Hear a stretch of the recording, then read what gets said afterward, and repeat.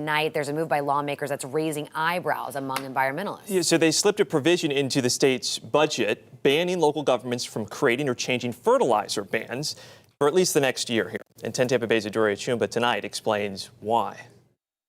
Local environmentalists say this legislative add-on is just an example of poor decision-making by some lawmakers. They say research from the University of Florida and other conservation groups show that there are benefits to reducing the use of fertilizers during the rainy season. It's kind of an example of preempting, good management policy developed and documented by local governments. And it all boils down to concerns about impact to our water quality. To keep the waterways healthy and free of algal blooms, Sarasota County restricts the application of fertilizers containing nitrogen and phosphorus on lawns between June 1st and September 30th.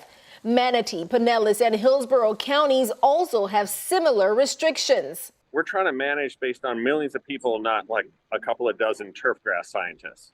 And that's the real problem we've got. So it's going to be degradation of water quality, and it's going to cost us more money to try to fix something that we could have nipped in the bud. Environmentalists say fertilizer runoff is a top nutrient pollutant in Florida's waterways, with the state ranking 6th.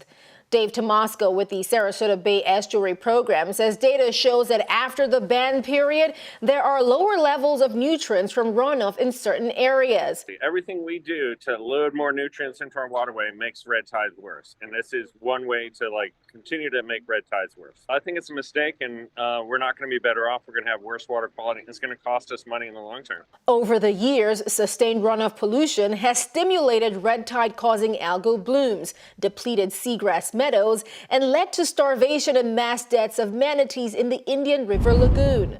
The proposed one-year pause on bans would allow University of Florida's Institute of Food and Agricultural Sciences study the outcome for future models and policy, according to lawmakers. In Sarasota, Adoria Chumba, 10 Tampa Bay.